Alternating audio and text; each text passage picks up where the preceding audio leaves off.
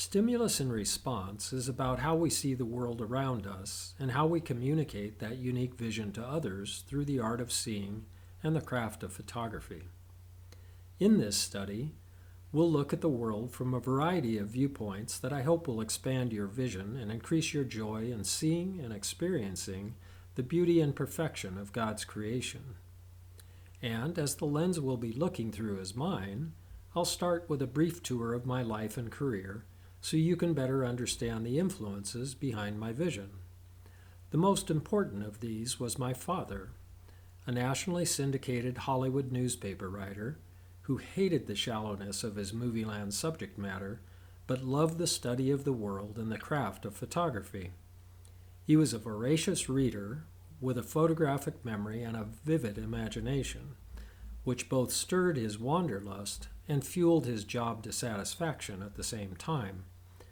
So at the age of 50, he quit his job, sold our house and much of his cherished 7,000-volume library to start America's first photographic tour company, named after his syndicated column, Through the Lens. So it was that my education in photography and travel began very early, playing with used flash bulbs and watching countless evening slideshows that prepared me, like Don Quixote, for great imaginary journeys to far-off lands.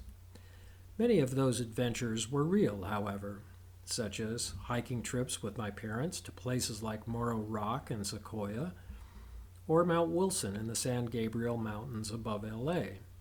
Interestingly, I've noticed that in many of the pictures of me as a kid, I'm mimicking the photographer by holding an imaginary camera up to my eye. Who knew? My dad's first tour was a 2-week hiking trip to the Canadian Rockies that completely sold out due to generous editorial mention from his many newspaper and magazine contacts. And when it was over, he and my mom netted something like $3.50. But the passengers loved it, and they asked for more TTL tours. And they told their friends, who told their friends, who told their friends. And soon, Through the Lens was running photographic adventures to more destinations than any American tour operator, and pioneering many new areas to tourism.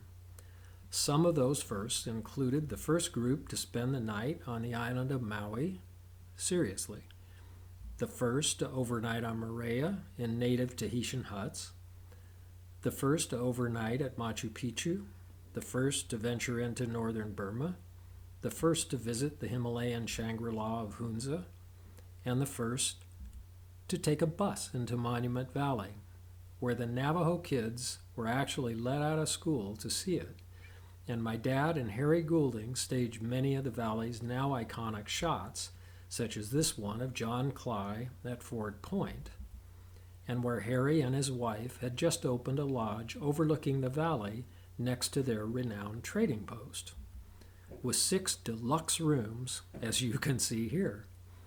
It was a 2-week off-road adventure on a Cannonball Express bus out of Albuquerque, with a $100 reward offered to the first driver who could start and finish the trip with the same bus.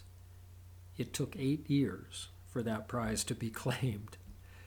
So pictures and stories of far-off lands were a major part of my early childhood, as were summer photo tours with my parents and a bunch of camera-toting weirdos who were totally obsessed with finding and capturing the perfect picture. This often took what seemed to be forever, but it left me time to climb rocks or capture a lizard or some other fascinating creature. So it was a good match, but of this I was absolutely certain: I would never be one of them. In my teens, I began working in the company darkroom, developing film and making black and white prints for our professional photographic leaders, including Joe Munch, David's dad, and Mark's grandfather. And although I enjoyed it, it was just a job. What really mattered in my life was track and field, where I was focused on making the '64 Olympic team to compete in Tokyo, Japan. Then 2 things happened that changed my life forever. First, I was disqualified from competing at the trials because of an infamous political dispute between the AAU and NC2A. And second, I was given an opportunity to take a semester off from college and join one of our TTL tours to Japan. Arriving in Tokyo, our first stop was, naturally, a camera store, and an hour later, I was the proud owner of a new Nikon F with 28, 50, 105, and 200 millimeter lenses, light meter, custom-fitted leather bag, flash, filters, the works, all for $326.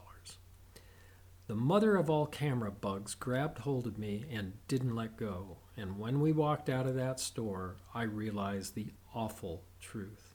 I was, at last, one of them. A certified camera-toting weirdo who couldn't think of anything but taking pictures. It just wasn't normal. Yet, when I began shooting, it was as if I'd done it all my life. And the majority of images from that first trip are still active in our files today, like this one from Takamatsu's Ritzer Park, which was used for a National Geographic book cover. Or this from the Kawana coastline, which has been featured in numerous calendars and magazines over the years. Making pictures was comfortable and fun, like speaking in a pre-babbled tongue, using nuances of expression that seemed lacking in spoken languages. I loved it. And at the end of each day, I could hardly wait for the next morning to come. I still had a lot to learn, but now I more fully appreciated my father's ability as a photographer and a teacher.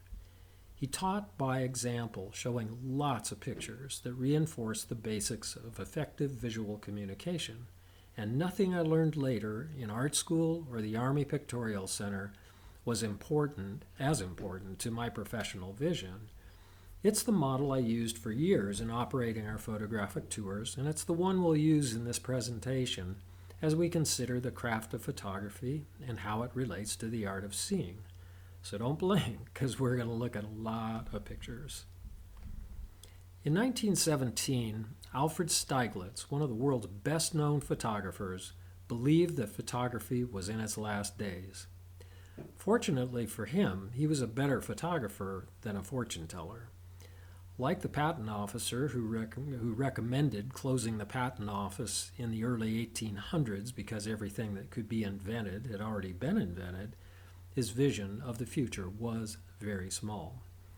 Today, with perfect hindsight, the argument can easily be made that photography is the world's most influential technology. Sometimes good, sometimes bad, it plays a major role in directing every aspect of societal thought. It educates, entertains, sways our emotions, and prejudices our opinions on everything from breakfast cereal to political candidates. It is truly a universal language. A fact well stated by Jonathan Klein, co-founder of Getty Images. Images are the communication medium of today, and imagery has become the world's most spoken language. Whether via blog, website, or social media, everyone is a publisher and increasingly visually literate. To validate his words, this is where we stand today. At the beginning of 2000, a total of 85 billion photographs had been taken. Today, that number is 7.5 trillion plus 1.2 trillion more forecasted for 2019. More than 2 billion photos are uploaded to social media sites every day. Of the Earth's 7.5 billion people, approximately 5 billion have cell phones. 85% of those phones, or more than 4.2 billion, have built-in cameras. And over 90% of all photos ever taken have been made with a camera phone, usually for selfies, unfortunately. Today, there are more internet-linked mobile devices than there are people on the Earth. Whoa! Despite these staggering statistics, however, we still rarely consider photography a language or think that our pictures actually speak to those who view them, and that we can control what they communicate. Even the common phrase, take a picture, suggests that we have little control over the process and that the camera simply records what's there. This understanding not only makes us photographically illiterate, it makes us unwittingly susceptible to visual falsehoods because we think that the camera doesn't lie. Technically speaking, of course, that's true, but every photographer, consciously or unconsciously, modifies reality when making a picture. Every image that we create alters the world by showing it from our unique perspective. So what I see at 6'2" is different than what another person sees at 4'10" or 7'6". And if we use different lenses, our results might look like they were made on different planets. A good example is this picture of the white domes of Chitral Mosque beneath the 25,230-foot summit of Trishmir, the highest mountain in the Karakoram Himalaya. Because I wanted to show the dominance of the mountain over the mosque, I compressed the space between them by using a 500mm lens. In actuality, the mountain is 50 miles away from Chitral. Likewise, if you've seen Christine Falls at Mount Rainier, you might not recognize it here because I used a lens with a far wider angle of view than the human eye to alter its appearance.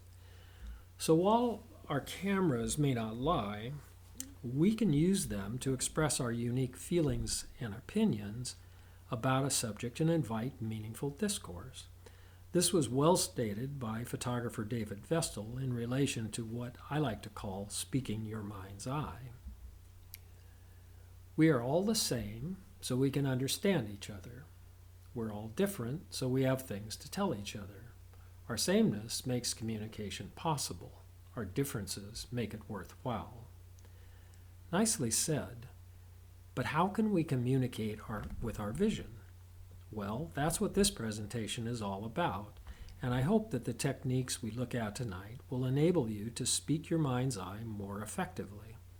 These techniques build progressively, so you'll see them again and again as we move through the presentation. But first, I want to highlight a fundamental distinction between the camera and the eye that directly impacts the effectiveness of our pictures. And this difference is that the eye is selective and the camera is indiscriminate in seeing, which is why we get pictures like this. When our mind and emotions selectively focus on the older girl's face, but the camera gives us equal attention to everything else in the frame, including her foot in the pot. This changes, of course, when you look at your pictures and the pot becomes the very first thing that you see. Effective photography requires reversing these inherent characteristics, making the eye indiscriminate so that it sees everything in the frame, and making the camera selective so it records only what you want to show.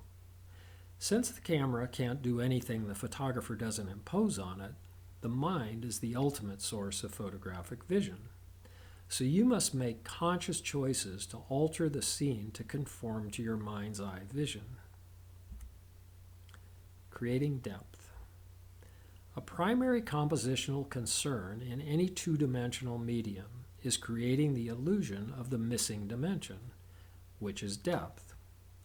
Effective ways of accomplishing this are using converging parallel lines, such as the side rails on this footbridge over the South Santiam River in Oregon, or the outer walls of the Forbidden City in Beijing, China, or the planks on this wooden dock in Miyajima, Japan, or taking it a step further, getting down low and close in on a small dune in Death Valley while shooting upward to include the mirrored convergence in the clouds above, or focusing on the receding set of footprints ascending a sand dune in western China. Another depth-creating technique is highlighting comparative elements of known or commonly assumed sizes, like sagebrush and the North Mitten in Monument Valley. Since sagebrush is usually smaller than a butte, the butte is perceived as being in the distance. Note that the dune lines are less effective in this composition than in the previous images, however, because of a higher camera position that de-emphasizes their convergence. Equally effective in illustrating the missing depth dimension is showing the diminishing size of similar objects, such as the basalt columns at Giant's Causeway in Northern Ireland. Tiny people on the horizon help as well, as the mind usually equates that with distance, unless, of course, they're really just tiny people. Another tool in the depth creation bag is accenting receding planes of light, especially in hazy environments at dawn or dusk, such as this at the Huangshan Mountains in China, or here in Big Bend National Park in Texas. In both cases, and in all cases for that matter, the eye is drawn from shadow to light, interpreting it as depth. Having added depth to a two-dimensional image and addressing the selective versus indiscriminate nature of the eye and the camera, I'd now like to offer some methods and techniques that greatly enhance the power of photographic communication. The first of these is simplifying your subject. It's often said that a picture is worth 1,000 words. Good pictures, however, are worth only a few words, the right words. Less is never more is never less, and enough is always enough. The challenge to the photographer is simplifying the composition until all that's left is what you want to convey. For example, this picture of my big boot about to crush a bunch of innocent wildflowers nestled beneath the majestic Matterhorn says more than it should in order to make a truly effective statement. For by having 2 points of interest, each is weakened by the other. Eliminating the mountain makes a stronger statement about my environmental insensitivity. If my primary interest was the Matterhorn, however, I'd eliminate the boot instead. Likewise, this shot of Karshagompa in India's Sanskar Valley tells a powerful story of its rugged existence in the inhospitable environment of the greater Himalaya. That message is strengthened by cropping out the summits of the mountains and leaving their height to the imagination of the viewer. Because associating Himalaya with Mount Everest, most people will finish the picture in a more dramatic fashion than does reality. Similarly, this site-specific image of a camel caravan in the Dunhuang Dunes of western China is strengthened by cropping out the top of the dunes to make it a more single-focused illustration of a caravan crossing an endless sea of sand anywhere in the world. The following points and techniques are aimed at achieving the overarching goal of simple, clear, powerful visual communication. The first is changing your point of view. There are many perspectives from which to view a scene, and all but one require us to move. So, naturally, we usually stand still. This is a big deal. We miss so many creative possibilities by standing still that I want to recommend the following 2 techniques to kick this vision-limiting habit. First, take your camera off tripod. It is legal to do so. Then, practice the photo hokey pokey. You look toward the sky, then you look toward the ground, then you look straight ahead and turn yourself around. And that's what it's all about. The following images demonstrate the benefits of this. Moving from a normal, commonly expected standing viewpoint immediately adds interest to a photograph, even when that move is simply taking a knee to bring the camera closer to the ground, as seen in this pair of shots from Sidi Bou Said in Tunisia. A similar downward viewpoint change is in this Chinese classroom, moving slightly toward the foreground student. It creates a more powerful image of the intensity of Chinese academics than that captured in my establishing shot. While both may be necessary to tell the school's story, this would be the central image in any published layout. Taking it up a notch, a more dramatic result can be had in a situation like this in the Thar Desert of India, if you're willing to swallow a bit of your pride and lay down on the ground beneath your subject to place him against the sky. If you're intentionally looking for different points of view, you'll see this. If not, you'll just pass on by. Then, down the road, you see a family winnowing grain. And by moving into action, if you're open to it, you'll find a bold camera position beneath the winnower that turns a common situation into something special. And as a bonus, you get a smile and even a downright laugh in return. Being aware of your surroundings and the flow of action in any scene will not only help you keep out of harm's way, like being run over by a herd of Kashmiri goats, but also lead you to other viewpoints, such as climbing up the left side road bank in this scene to highlight the early morning shadow play on the road, and thereby turn a standard travel photo op into a dynamic storytelling image. Then, if you're really ready to take it over the top and are willing to become part of the action, a situation like this at the Hazrat Ali Shrine in Mazar-e-Sharif, Afghanistan, is guaranteed to either get you a great shot or to be shot. Fortunately, on this trip, it was the former, as I got down at eye level with the pigeons and slapped the ground to make them fly, again and again and again. Shooting a manual advance Hasselblad with 12 shots per roll, this took some time. The pigeons got a lot of exercise that day, but Kodak's stock went up several points too. Applying this a little closer to home, it can give a new look to an old favorite, as seen here on a hike to Broken Top Saddle with my friend and fellow photographer Brian Jolly last summer, and pushing it even further by putting my iPhone on the ground beneath the paintbrush plant, using an add-on wide-angle lens. A good reminder to not discount the imaging power of the phone in your pocket. As the saying goes, the best camera for the job is usually the one you have with you. Equally dramatic results can come from less extreme physical moves, such as simply looking up from the base of the totem pole under a great cumulus sky in Monument Valley, or getting down on the ground under this spectacular maple in front of Fred Meyer's gas station last fall, which provided a humorous diversion for their customers at the same time. Or looking up into any forest canopy, such as this autumn aspen grove in the Gunnison National Forest in western Colorado. Or here under a vine maple tree at Jedediah Smith Redwoods when the spring roadies were hiding and I was looking for something else to shoot. It can also be effective in adding drama to many architectural subjects, such as the Gateway Arch in St. Louis, or the ceiling of the Bell Harry Tower in Canterbury, England. And of course, an equally powerful viewpoint shift is to shoot downward from an elevated position, which can heighten visual interest and simplify the image at the same time.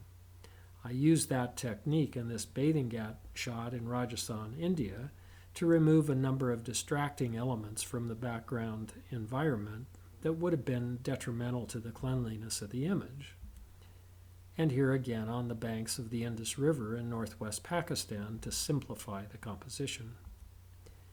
It can also be useful as a move in landscape work, adding visual interest to an iconic venue such as this at the Heseda Head Overlook, where everyone else was shooting the lighthouse, which of course I did as well, but I found it more compelling, and certainly unusual, to shoot straight downward to the surf below, as I did here at Big Sur to enhance the phosphorescent appearance of the red tide cycle by shooting down on the sunset illuminated front edge of the surf as it ran up the slope of the rocky beach below.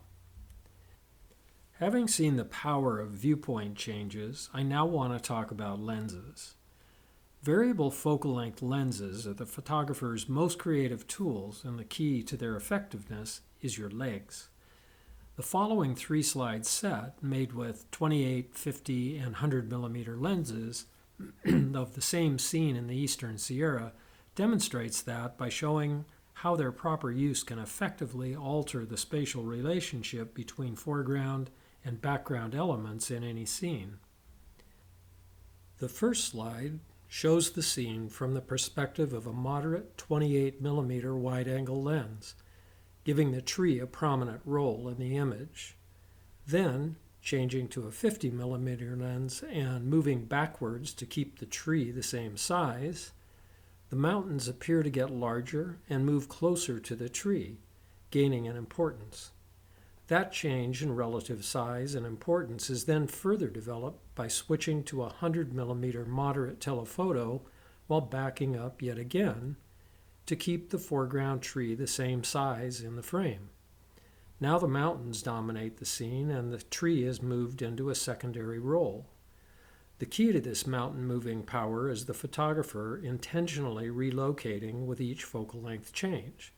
That understanding may seem obvious, but not if you look at the common focal length illustrations in most lens manufacturers' brochures that typically show a single scene with tighter and tighter crops as the focal length is increased, which totally defeats the purpose and creative potential of having multiple focal length lenses in the first place. Here are some applications of this understanding in actual shooting situations. I apologize for the poor quality of the film scans throughout this portion of the presentation, but hopefully you can look past that to see the points being made. In this scene from the western Tibetan region of Ladakh, I wanted to convey the relationship between the peaks of the Greater Himalaya and the village of Bodh Karbu in the foreground. So, using a 300mm telephoto from a distant camera position, I effectively enlarged the mountains to emphasize their dominance over the everyday life of the village inhabitants. Geographically accurate? Not really. Aesthetically and emotionally accurate? Spot on. At the short end of the focal length spectrum, wide-angle lenses offer equally dramatic perspective control by emphasizing foreground elements rather than the background, demonstrating that with this typical 50mm rural scene from Brittany, France, if I put on a wide-angle lens and move in close to the flowers, they're boomed up to dominate the composition, while the background farm is pushed back into a supporting role in the picture. If, on the other hand, I wanted to stress the farm and increase the apparent density of the flowers, I'd choose a telephoto lens to compress the scene and greatly enlarge the farmhouse. Or again, I could stand or kneel in the same spot and use close focus to isolate the flowers and eliminate the farm altogether. There's so many options wherever we're standing if we're simply aware of the lens power at our disposal. So again, wide-angle lenses are best used to emphasize foreground elements, such as this ancient head at the ruins of Chavin in the Peruvian Andes. And the most effective way to use these lenses is to push them to their limit of close focusing capability by moving in as tight as possible on your foreground object. Doing so will inevitably increase the drama of the image and the power of its message by simplifying it. It's also an effective method of showing your main subject in the context of its environment, as in this image of a poisonous datura plant growing in the sand dune in Monument Valley during an assignment for National Geographic Traveler. And while I might have used a macro lens to focus closer in on the flower alone, the wide angle allowed me to provide ample detail about the plant along with the important information about its surroundings as well. As you can see by these few examples, the expressive power of multiple focal length lenses is enormous, and the creative use of wide-angle and telephoto optics allows you to alter and interpret the scene according to your personal feelings about it. And if that causes you to question the validity of a photographer's viewpoint, that's a good thing. Considering this scene from Rajasthan's Pushkar Fair, for example, you might ask if it's a true representation of the crowd or a statement expressing my dislike of crowds.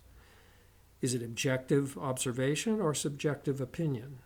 In this case, it's a little of both, as the crowd was indeed heavy, but my reaction to it was to climb a lamppost and use a 200mm telephoto to exaggerate that density and convey the claustrophobia that I felt. A different interpretive application of telephoto compression is seen in this image from the old Karakoram Highway in northwest Pakistan that was twice used by Outside Magazine for their parting shot feature. The road is, in fact, infamously narrow and frequently impassable when large chunks of it give way and tumble down the cliff into the Gilgit River below. In fact, it's not unusual for the 90-mile trip from Gilgit to Hunza to take 9 or 10 hours when road slides occur that require the jeeps to be roped into the wall to get by the brakes with one outside wheel at a time hanging out into space. This was when adventure travel was truly just that. But even though the road is that narrow, I liked the fly-on-the-wall effect created by this distant view with a 200mm telephoto, as I felt it conveyed the story of the highway most effectively. There are times, however, when such creative options simply aren't available, and the subject dictates the lens that you must use. For example, if you're riding the crest of a 20-plus foot wave in a small boat at Fiji's famous Cloudbreak Reef, it would be a mistake to use close focus with a wide-angle lens, as it would be in a situation like this, photographing the striking, no pun intended, head pattern of a pair of cobras in India. Or even with this cute but rather formidable kitty in Kenya. In fact, I was later attacked by one of her relatives in Tanzania, and the vision of its face only a few feet from mine as I slammed down the Land Rover hatch is one that will far outlast any of the film images that I took on that trip. Then afterwards, as if to put an exclamation point on its impressive leap, it went under the truck and bit through one of our tires. Really. So yeah, a telephoto is probably the right choice when shooting one of these guys. Then there's situations like this at Petroy Falls in southern Chile, where there's no room to back up with a telephoto to enlarge the background, and to include the elements you want in the picture, you must use a wide angle, which works fine in this instance because Mount Osorno is so close to the falls that it's not terribly diminished by the perspective stretching nature of a wide angle. This background shrinking concern increases as the focal length gets shorter, however, which can make hyperwide optics like 11 or 12 millimeter very difficult to use. In my opinion, a good rule of thumb is to always use the longest focal length possible to include both the foreground and background elements that you want to feature in any scene. For if the drama of your lens's perspective steals attention from a principal subject in your image, it's probably the wrong choice for that scene. Unfortunately, such misuse of hyperwide optics is commonly seen in all social media platforms, which further encourages its application. Don't get me wrong, there are some absolutely stunning hyperwide images out there that I'd love to have in my portfolio, but they require a very specific set of compositional elements and extremely demanding technique to be successful. This less extreme ultra-wide perspective rather than a hyperwide, of a small cluster of alpine primrose flowers above Saas-Fee, Switzerland, demonstrates the effectiveness of a closely focused wide angle in telling the story of the plant's harsh mountain home, while keeping the background peaks big enough to play a proper supporting role. Using a hyperwide in this setting would destroy that relationship by making the mountains into tiny distant hills and putting the entire focus on the flowers. Using a moderate wide angle, as I did here at Big Lake in Oregon, gives ample attention to the foreground autumn huckleberry bush, but it still keeps Mount Washington as the primary subject, due in part to its reflection in the lake, which effectively doubles its overall size. Likewise, the similar perspective from Vernazza Harbor on Italy's Cinque Terre keeps the village in the starring role, while the foreground boats, even though they're in a dominant position, act as supporting co-stars. Even here, where I intentionally used an ultra-wide angle lens, I think it was 17 millimeter on a Canon, to diminish the size of the background pepper vendors and create the impression of a massive field. A hyperwide would have required me to move in closer in order to keep them the same size, and thereby lose the density of the peppers that I desired. Moving on, I now want to address a vital but frequently neglected compositional element in our pictures, which is the background. Because we naturally tend to focus our attention on the primary subject, we rarely notice it. Yet it can make or break an otherwise great image. In all of the following examples, the background plays a major role in the picture's success, having been deliberately used to simplify the scene and draw all attention to the main subject. Look up to the sky. An endless seamless backdrop is almost always available in the sky, which generally requires getting down and shooting upward, which, as we've already seen, is usually a good thing, often yielding more dynamic compositions, while also making it possible to eliminate distracting or competing elements in the scene, as I did here at Bodhnath Stupa in Kathmandu, Nepal, and here at Legompa in Ladakh, India. And here again in this plowing scene from the Peruvian Altiplano, where I was able to hide a distracting background village and enhance the impression of the oxen's great pulling power at the same time. And the sky doesn't always have to be a seamless blue backdrop either, as illustrated by this low-angle sunrise shot of Suzuki grasses on the Izu coast of Japan. Or in this image of a dirndl-clad Austrian woman ascending to heaven outside Innsbruck, Austria, where the dramatic cloud-filled sky both simplified the composition and contributed to the visual story that I wanted to tell. Other commonplace background options can be found by going the other way and looking down from an elevated viewpoint, as I did here in this picture of a group of nuns sitting in a pair of beached rowboats while waiting for a ferry in Puerto Montt, Chile. This perspective not only simplified the image by eliminating distracting elements on the horizon, but it opened up the spatial relationship within the group so the actions of each individual can better be seen and appreciated. Another effective method of creating such uncluttered images is to locate the background beforehand and then wait for a subject to populate it. This picture from Chitral, Pakistan was made that way by pre-selecting a camera position that afforded a clean backdrop of spring barley with a path that ran diagonally through the field. I then simply waited for the right subject to walk through the frame, kind of like shooting fish in a barrel. The same technique was used here in the village of Huaraz in Peru's Cordillera Blanca, as people were going to and fro from the marketplace in front of some brightly colored painted shop doors. And also here in Mazar-i-Sharif, Afghanistan, as people walk past the spectacular, ornately tiled doorway of the Blue Mosque.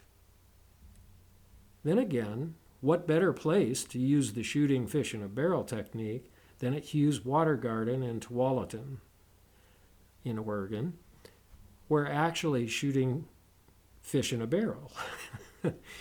The cleanliness of this background was additionally helped by using a polarizer to cut the surface reflections from the water to deepen its blue color.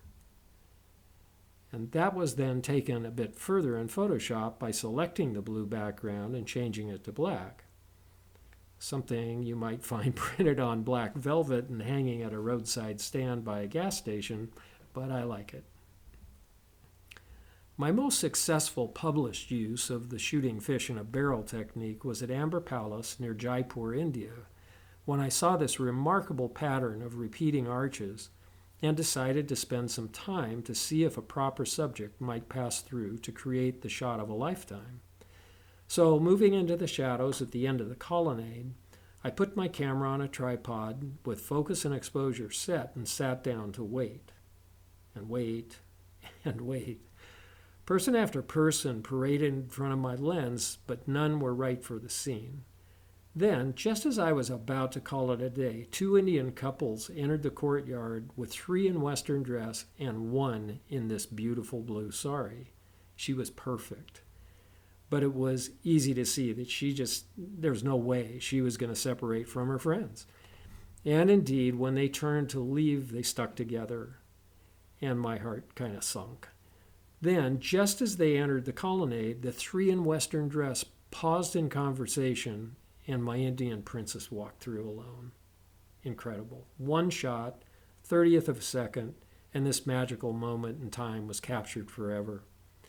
Shortly after I got home, Kodak first published this shot in a featured spread about complementary colors, along with 2 other images by a couple of my photographic heroes, Ernst Haas and Pete Turner. It was a good beginning. A variant of that technique was used here in a small village in Rajasthan, India, where I noticed these women talking, and also saw a desirable section of background wall that was behind the path that either of them might have to take when their conversation ended. So I pre-focused on it and was ready when the woman in red made her move, which not only got me the shot, but gave me its title as well, Woman in Red. This somewhat similar image came together a little bit differently, as I first noticed and admired the graphic simplicity of this black door and whitewashed wall while walking down a small street in Ronda, Spain. Then, continuing on my way, I encountered this woman carrying a water jug up the hill from the local well. Adding the 2 sights together in my mind's eye, I quickly turned around and ran back up the street and framed this shot just in time to catch her as she walked by the door. As the saying goes, it's sometimes better to be lucky than good. Telephoto compression is yet another effective background control tool, as illustrated by this image of Lamiuru Gompa in Ladakh, India, where I was able to pull the distant shadowed hills up behind the monastery to use them as a black seamless backdrop for the sunset-spotted buildings. Combining telephoto compression with close focus and a wide aperture, you can also dramatically blur background elements to create hyper-sharp appearance in the foreground subject. This is especially effective with bird and wildlife images, such as this shot of an Anna's hummingbird feeding on a lavender plant, or this cute little golden-mantled beggar up at Moraine Lake in the Canadian Rockies of Alberta, or my neighbor's Australian shepherd, Mitzi, joyfully running through deep snow.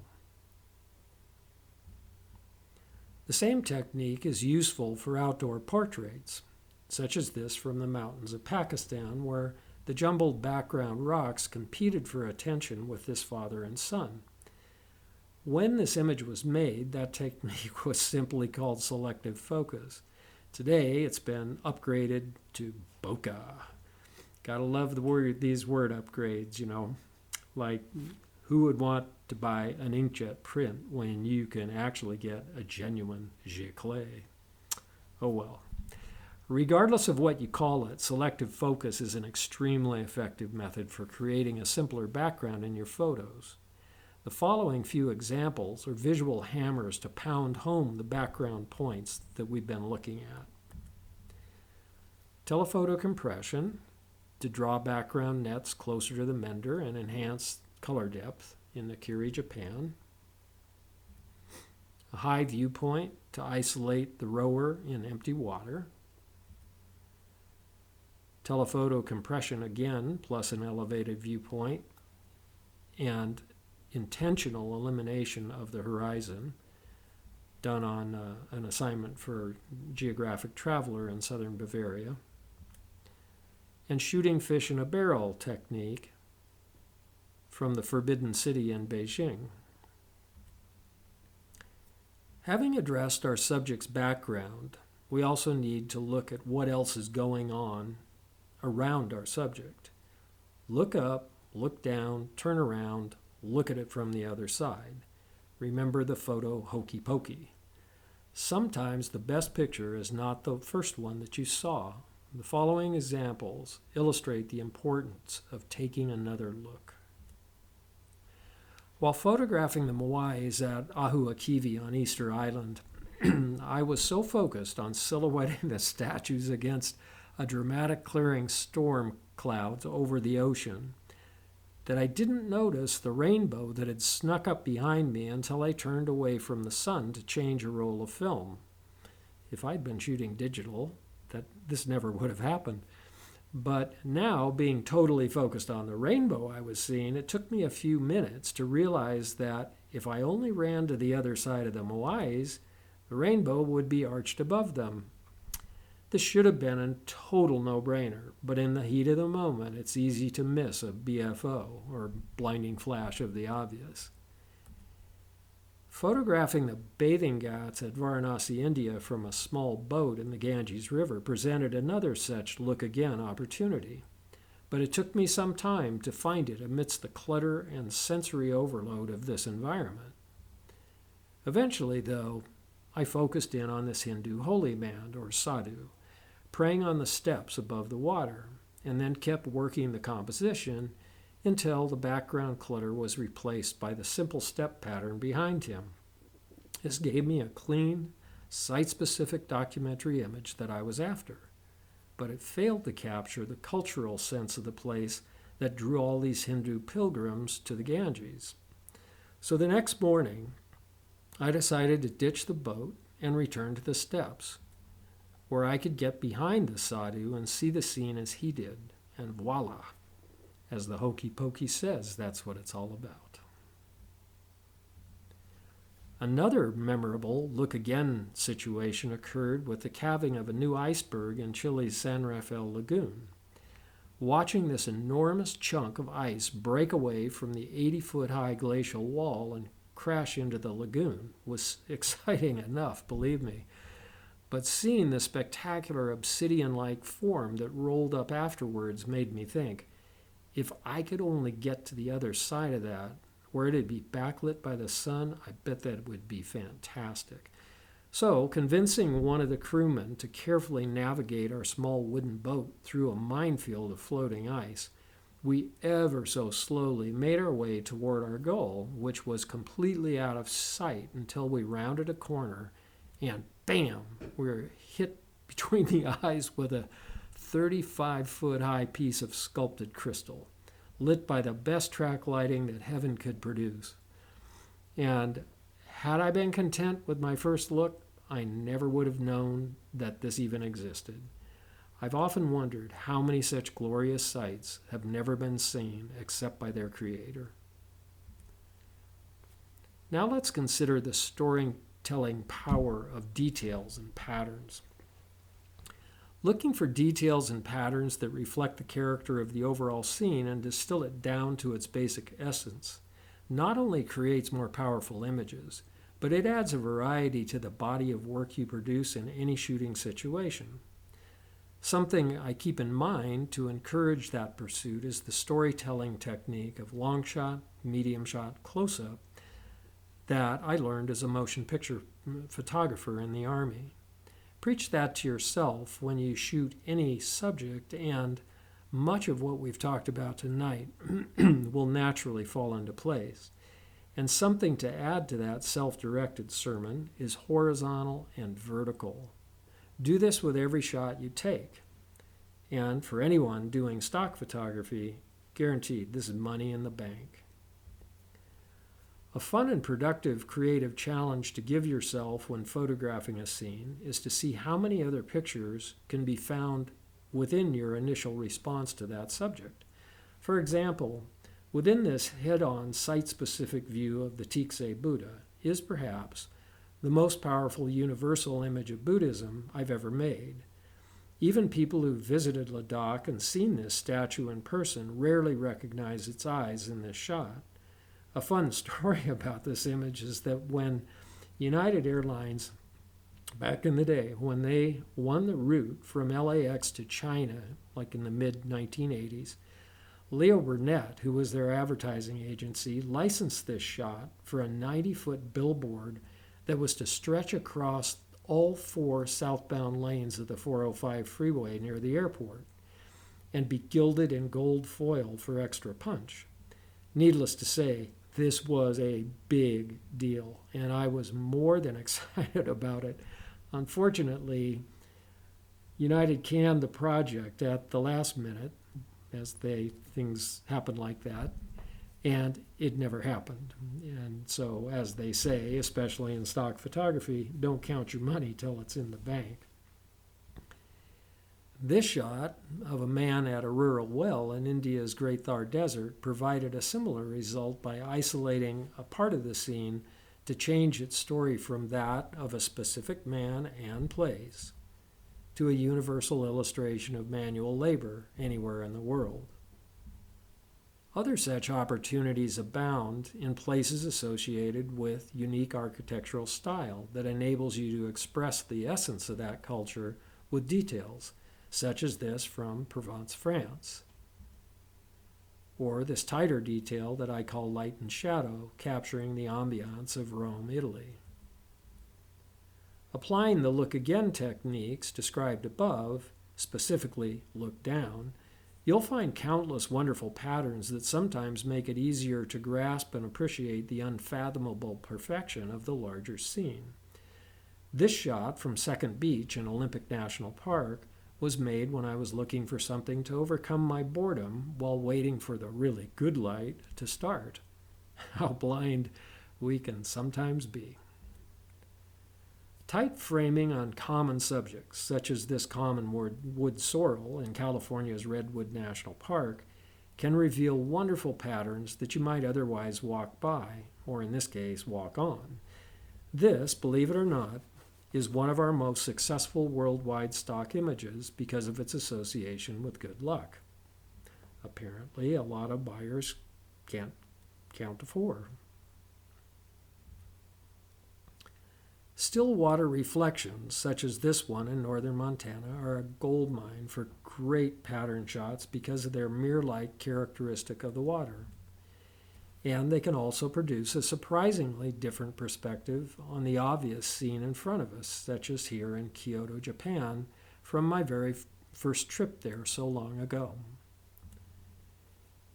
Using the compression power of telephoto lenses that we looked at earlier, distant elements that may be quite far apart can be effectively flattened into dynamic and coherent patterns.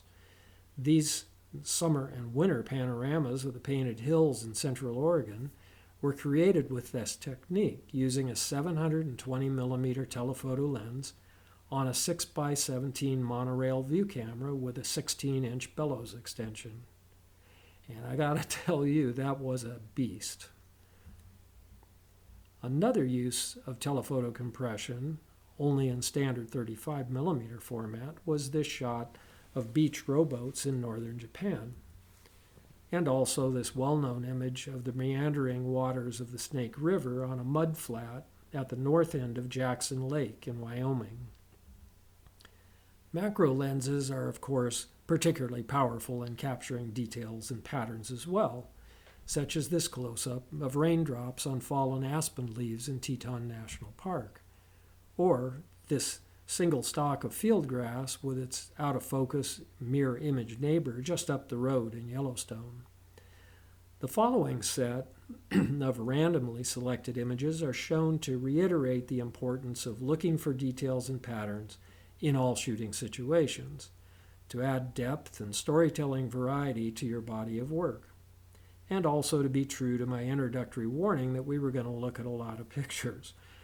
I won't talk over many of these except to maybe say where they were shot, so please just think about how they illustrate the various points that I've presented so far to this point. Autumn aspen in the San Juan Mountains of Colorado. Snowfall on ponderosa pines beneath Black Butte in Central Oregon. Autumn transition, Steens Mountain, Oregon. Agave teeth in the Sonoran Desert of Arizona. Zebras in camouflage at Death Valley. You see them in there? Naked aspen, June Lake Loop in the eastern Sierra. Autumn larch and spruce, Grossglockner Pass, Austria. Something old, something new from the Zanskar Himalaya. The harshness of this high and dry mountain environment that's seen in this weather-worn hand of a young boy who's only about 10 years old. Just amazing. Detail of the great Buddha at Byodo-in Temple in Kyoto, Japan. In the hands of a monk with prayer beads at Karshagompa in Zanskar, India. I do love hands. Blue shutters and autumn ivy in Cereste, France. And Provence spices at an outdoor market in Forcalquier, France. Or complementary colors at a shop window in Paris, France. Or red geraniums and an ancient urn in Cognes-sur-Mer on the French Riviera. Or a lonely cloud in Zanskar Valley. Or the pattern of Pacific madrone bark on Lopez Island in Washington. And a shot that I call the Edge of Light from Antelope Canyon in Arizona. Or winter minimalism at the Painted Hills in Oregon. Or Rhapsody in Blue from San Rafael Lagoon in Chile. And western hemlock detail from the Oregon Coast Range. The following images are aimed at overcoming inertia, or what might be called comfort and sleep are highly overrated.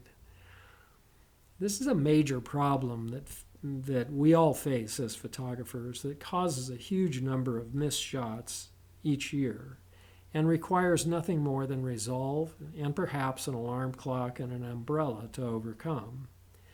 There's really not much to say about this other than to encourage you with a few sights that can only be seen by sacrificing a bit of sleep and or comfort.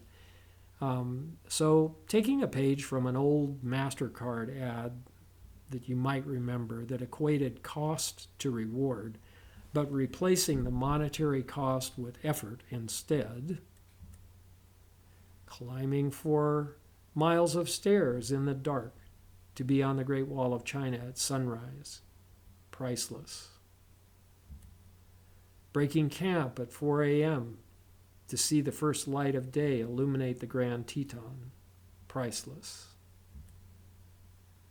Being too cold to feel my hands or cable release on a minus 10 degree winter morning at Dutchman Flat, but catching an alpenglow sunrise over Broken Top. Priceless. Watching the sunset on a remote beach in Olympic National Park, then hiking several miles by flashlight to get back to camp for a granola bar dinner. Priceless. Arriving at Zabriskie Point in total darkness, but seeing Manly Beacon get spotlighted by the first rays of sunrise light. Priceless. Rising before dawn to share the whispered magic of a new day with a lone fisherman on Lake Dal in Kashmir. Priceless. Photographing Ireland's Kylemore Abbey in a pouring rain, but getting the shot of the trip in return. Priceless.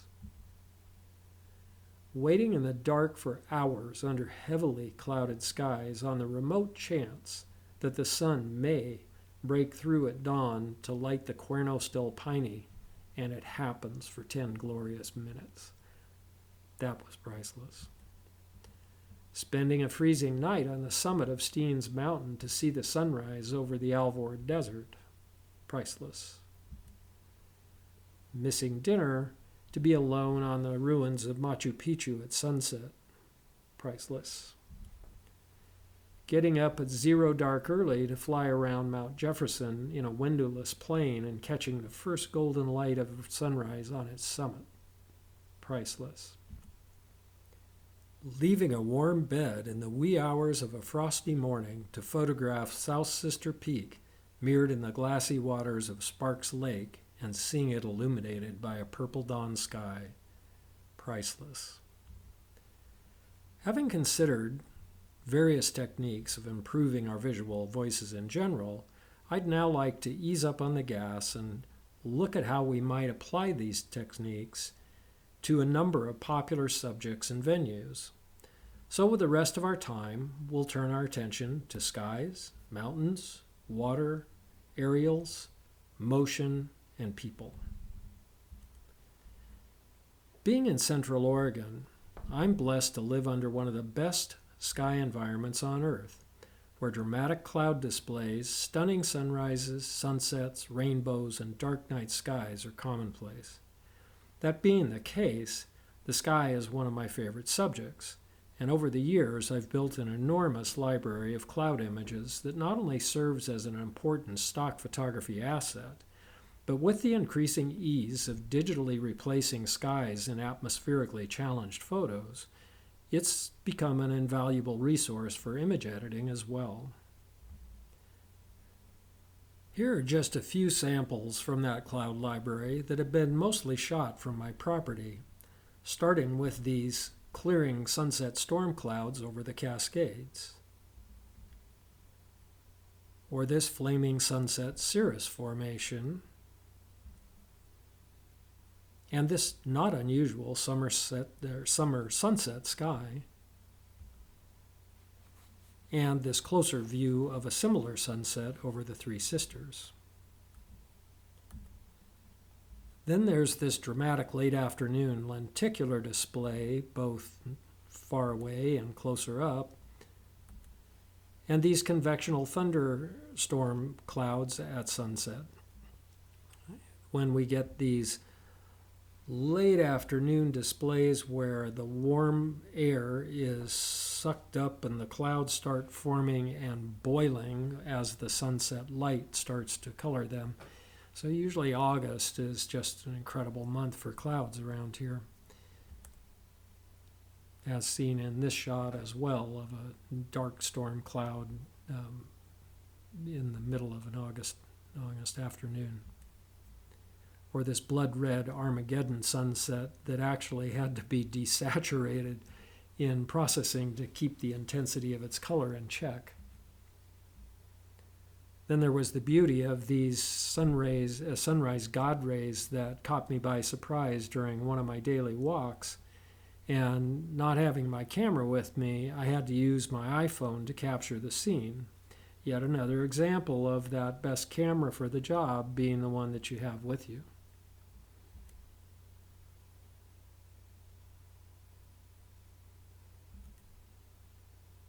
This then is also sunset, but it's coming all the way across the entire sky. So I'm looking east on this shot and picking up, as you see, the rainbow there as well. This was an incredible event.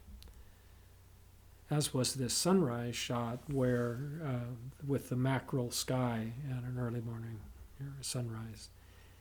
And then, okay, this one wasn't from my backyard. This one I had to drive all the way to Smith Rock, which is about 40 minutes away.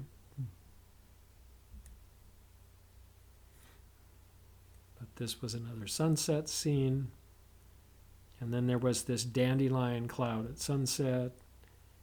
And then this wild sunset thunderstorm that chased me home from Nevada at more than 60 miles an hour. Where I had to actually, it was catching up with me. I actually had to pull off the road and go out into the desert and open all the windows in my camper and stuff so it wouldn't blow over. I mean, this was an impressive event. And here's where the benefits are reaped from building a large cloud file like those that we've been looking at, showing a wide range of lighting conditions from front to side to back and at all times of day. I mean, you want to be shooting all of those because when you've got a scene like the bottom shot here from the Dallas Divide in the San Juan Mountains of Colorado, the whiteout formation just kills it.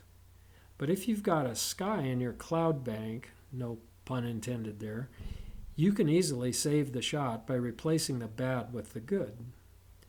This sky was actually shot in a nearby location only a couple of days before, using a similar focal length lens to provide a perfectly believable perspective for the image blend. Likewise, this shot from Cliff Palace at Mesa Verde, taken on assignment for National Geographic, was less than I hoped it would be after having the extraordinary privilege of gaining access to the park after hours so that I could set up a 4x5 on a tripod to capture the scene at sunset without any tourists. Geographic used this shot, but the blue sky always bothered me until we entered the digital era, and I was able to replace it with one from my cloud bank library that better matched the color and intensity of the sunset light.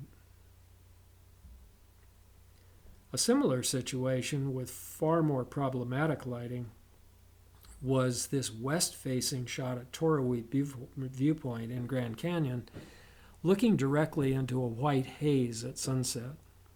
Any of you who may have driven the dreaded 50 miles of Washerboard Road and 4 miles of bouldering to get to this overlook know that it's not one that you can easily come back to for better weather. So you have to make the most of your opportunity here, and this is what I was given. But thanks to my extensive cloud library and a little Photoshop post-processing magic, the journey was not a washout. The moral of the story is pay daily attention to the sky and start building a cloud library that you might be able to use in the future. And don't just shoot the dramatic displays, but all shapes, sizes, colors, and lighting directions as well. This brings me to the celestial aspect of the skies, where we encounter sunsets, sunrises, moonsets, moonrises, and the starry host of heaven. But because we've already seen a lot of sunrises and sunsets in the cloud samples that I've already shown, we'll skip over them here, for if I included them in this presentation, we could go on for weeks. So this sunset from Jackson Lake in the Tetons, and this sunset and Milky Way rising over Mount Baker in the North Cascades of Washington will have to serve as representatives for their class. As will these two sunrise images over the Alvord Desert in southeast Oregon, along with this sunrise and fog image from Forest Park in Portland. Then we have a slightly different sky category, which is smoke. For even when we're plagued by forest fires, we're still given a taste of beauty to lift our hearts and minds out of the ashes. These were all made within a day of last year's total solar eclipse, when Central Oregon was under a heavy blanket of smoke.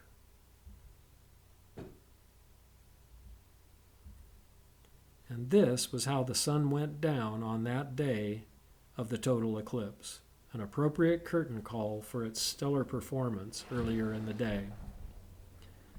Next we have rainbows, and here again Central Oregon is blessed with the perfect stage for them to enact their frequent world-class performances.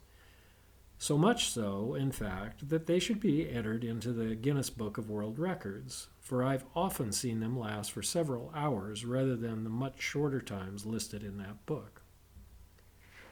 And something to keep in mind when rainbow conditions are good is that they always and only are seen when the sun is at your back. This may help you locate a more desirable foreground in advance of the fireworks going off. And unless it's a spectacular full or double arch, as in the previous two images, using a long telephoto lens to increase the apparent bandwidth of just one section of the bow often creates a more powerful image, such as seen in Galen Rao's famous shot of the Potala Palace in Tibet, when he ran a mile out of town and used a telephoto lens to create the impression of a much broader rainbow over the palace.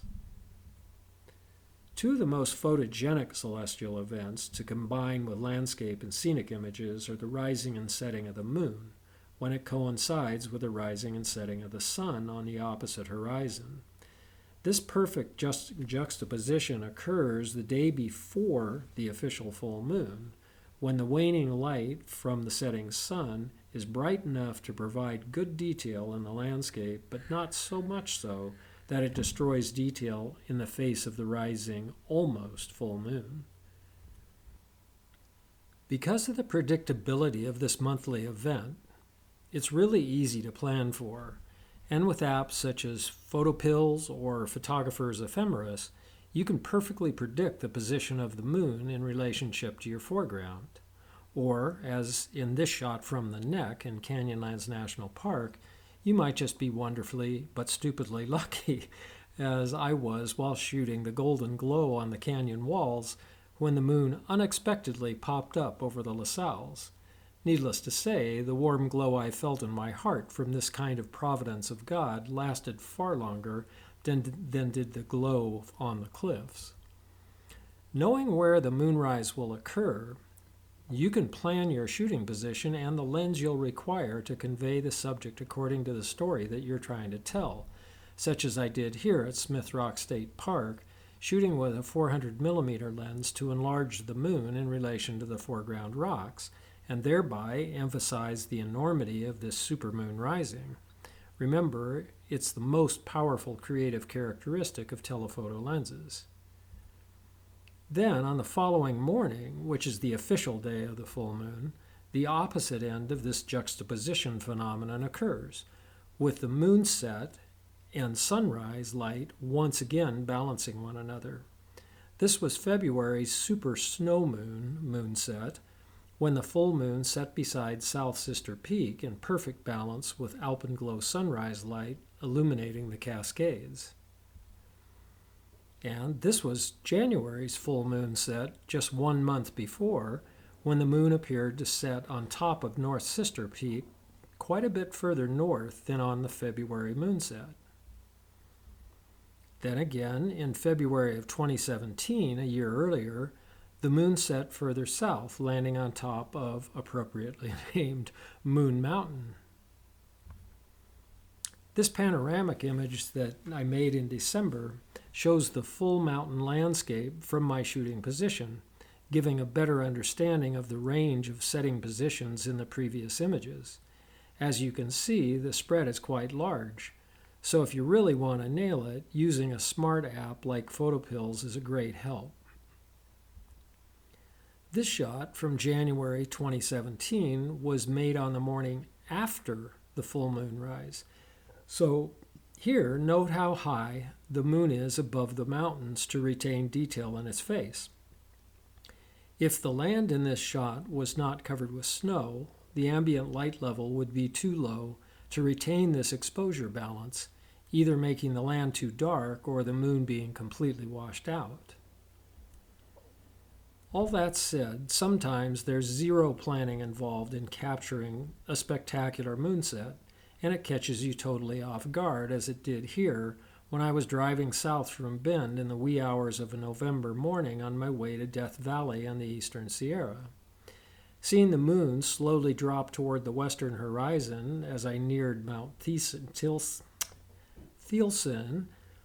I suddenly realized that it could be something special, but I didn't have time to find an optimal vantage point, and if I was going to capture it at all, it would have to be a grab shot from the side of the road.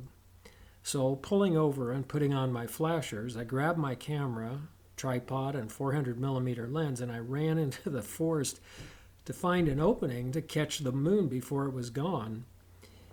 10 minutes later, I sprinted back to the truck, which I'd left running, why, I don't know, and saw a state trooper slowly pulling away. No ticket or stolen truck, so all was good. And I got the shot that I hadn't expected, and that was just a gift. It was a nice start to my trip, and one that got me thinking of other celestial possibilities that might await at the end of the day. And sure enough, the full moon setting at sunrise did mean that it would be rising again at sunset. And the moon that night would be very bright at the Alabama hills. So bright, in fact, that the landscape could be photographed with near daylight ISO settings. This image, for example, was shot at ISO 800 with only a 5-second exposure. Yet, because of the long lens used, in this case 320 millimeters, that relatively short exposure yielded noticeable star movement. That being the case, it's always wise to take advantage of today's low-noise sensors by using higher ISOs such as 3200 or 6400 when shooting at night. And the longer your lens, the more necessary it is to keep your exposure time as short as possible. On the next morning, which is the day after the official full moon, the moon is higher in the sky at sunrise, as we've seen before. And the exposure balance that we enjoyed on the previous morning is no longer possible. If you're below a high range of mountains, however, you can offset this imbalance by getting close into the mountains, which effectively lifts them up to the moon while it's still somewhat high in the sky, thereby retaining some detail in its face. Then, at the midpoint of each lunar month, 2 weeks after the full moon, the crescent sliver of a new moon rises and sets with the sun instead of opposite to it, providing yet another great opportunity for photographing the ongoing celestial dance between the sun and the moon. In this case, however, you're shooting toward the sunrise or sunset and exposing for the sky to capture maximum color and depth, which will silhouette the land and draw all attention to the crescent moon, with Venus often riding beside it. An added advantage to this sky-only exposure is that you can shoot later into the sunset and even gain an additional day on either side of the official new moon rise and set, with the moon rising earlier and setting later, to make the most of this monthly phenomenon. But wait, it gets even better.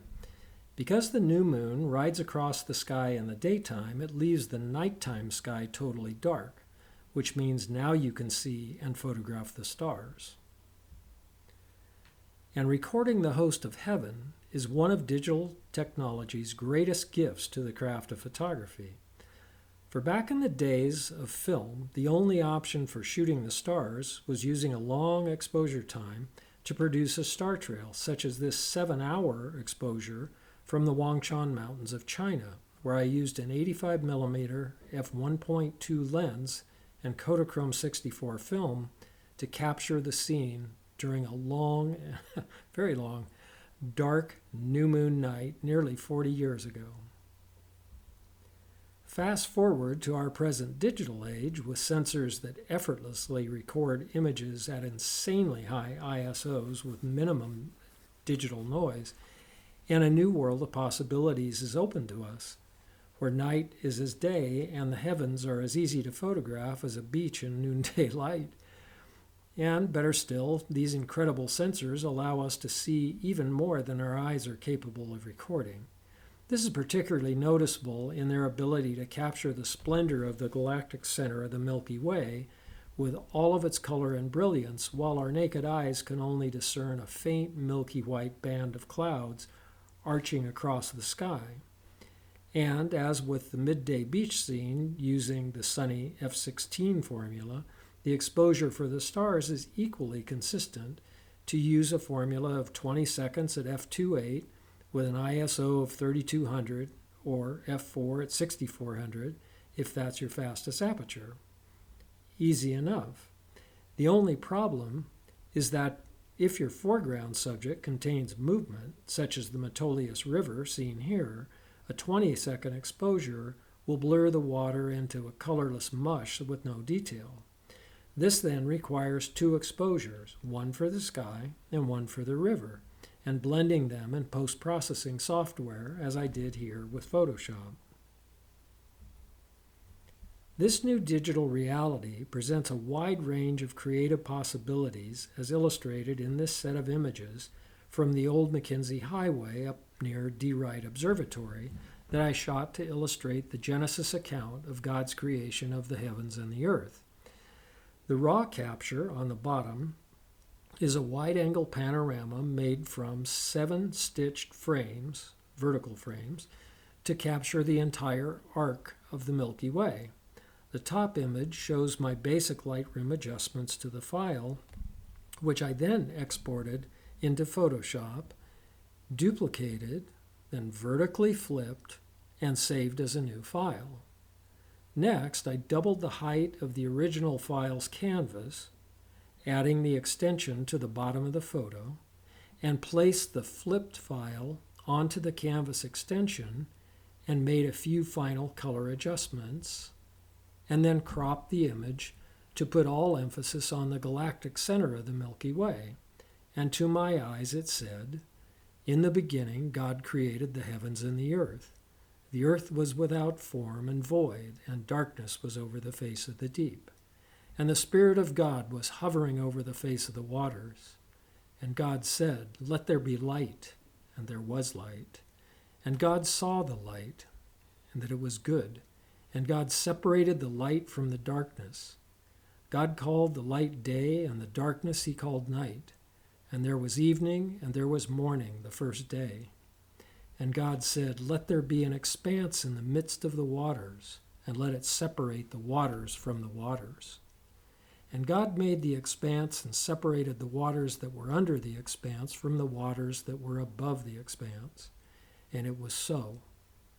And God called the expanse heaven. And there was evening, and there was morning the second day. And God said, 'Let the waters under the heavens be gathered together into one place, and let the dry land appear.' And it was so. And God called the dry land earth, and the waters that were gathered together he called seas. And God saw that it was good." Amen. I love mountains. Their wildness, beauty, and lore have stirred my imagination since childhood, and their physical and visual supremacy over the earth's landscape have long drawn my eyes upward to God. For these reasons, and dozens of scriptural metaphors connecting the mountains with the glory of God, I often intentionally exaggerate their size when photographing them to convey their majesty and grandeur that I see in my mind's eye. One of the most important methods of achieving this is to put the mountain high in the frame, as seen in this shot of Tamserku Peak in the Khumbu Himalaya of Nepal. And here showing Tiwanaut Peak in Grand Teton National Park. The clouds swirling around the summit are a key factor in the success of both of these images, as well as many other images in this set, as their presence always creates the impression of great height. So when clouds or ground fog are present, you can lower the mountain in the frame without lessening its perceived height, such as in this sunrise shot of McGowan Peak, rising out of a fog bank in the Sawtooth Range of Idaho. Or, as seen in this wide-angle shot, showing its fuller context floating above Stanley Lake. Dramatic lighting, of course, is another means of accenting a mountain's dominance over the landscape, as seen in this image of Mount Whitney, rising above the Alabama hills in California's Eastern Sierra. Without this sunrise spotlighting, even though the mountain is placed high in the frame, it would compete for attention with the foreground rocks and not convey the majesty of its superior size. It's also important in mountain environments to consciously apply the look-again strategy that I mentioned earlier, because it's easy to be so blown away by the beauty of one composition that you may miss other stellar options that are all around you. For example, I could easily have missed this 3-shot set from Scott Lake in the Oregon Cascades if I'd not intentionally pulled myself away from the initial setup to grab a couple of single peak details rather than ride the alpenglow into the ground with repeated exposures. It's easy to do, even if you're a very experienced photographer. I know that firsthand. And if I had, this shot of North Sister Peak would have been missed, as would this of Middle Sister. It seems obvious, I know, but it's easy to screw up in the heat of the moment. The remaining shots in this section demonstrate the various points that we've addressed and are simply shown to reiterate their application when photographing mountains.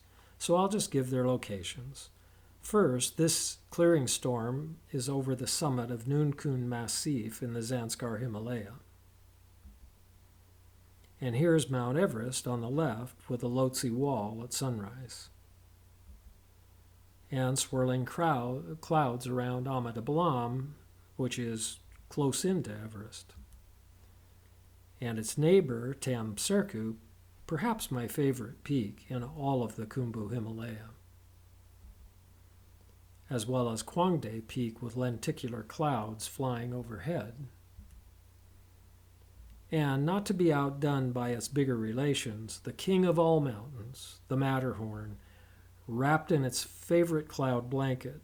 As anyone who's visited Zermatt knows, it's not uncommon for it to hide its face for a week or more. Rising ground fog on autumn mornings often coincides with sunrise in the Central Oregon Cascades, creating great opportunities like this beneath Broken Top. And the fact that mountains make their own weather, especially those with steep vertical walls such as the Cuernos del Paine in southern Chile, make good sunrise skies more common than in many other environments, which often pays dividends to those who are willing to wait and see what will happen, as it did here. And also here, more by accident, as Mount Chefron in the Canadian Rockies of Alberta came out after a day of heavy cloud and rain. And ascending through heavy clouds to Aiguille du Midi above Chamonix in the French Alps in hopes that the peaks would be clear above them, it was nice to see that they were. Having a tiny person in a mountain pano adds great scale to your photos as well, such as this iPhone shot from Broken Top Saddle in the Oregon Cascades. Another favorite elemental subject is water. And the reason it's so compelling to photograph is that you can easily alter its appearance by changing your shutter speed. Because it's always in motion, this allows you greater creative control in interpreting its story according to your feelings about the subject. This set of images from Proxy Falls in Oregon shows how 4 different shutter speeds interpret the scene. All are equally accurate in showing reality, but completely different in telling what the water feels like, from hard to soft. Given the mossy green environment and relatively gentle flow of this waterfall, most photographers will opt for a slower shutter speed to convey that sensation. But this is a completely subjective choice with no right or wrong answer, which makes it fun and creative. Here are a few more examples of differing shutter speeds on a small cascade along a creek in the Columbia Gorge. This is at 1/100th of a second, and then this is at 1/6 of a second. And this threesome, first at 125th of a second, then at 1/15th of a second, and finally at 1/4 of a second. In each of these cases, the slower shutter speed would commonly be chosen to best express the perceived slow-flowing creek, but that's not always the case. For instance, here at Sahali Falls, where the waters of the McKenzie River roar over a cliff into a pool below, a faster shutter speed will better convey its power and danger for anyone foolish enough to highline over it for an adrenaline rush. Do you believe that? Further downstream, however, a slower shutter speed of 1/3 of a second conveys both the speed of the water and the beautiful aqua color. A faster shutter speed would diminish the sense of flow and a slower one would lose the color by turning it into a white mush. This balance is even more important when getting in very close to the water with an extreme wide angle, in this case a 16 millimeter, where a 1/3 of a second exposure retains good color detail and motion, while also being fast enough to keep the sense of power in the distant waterfall.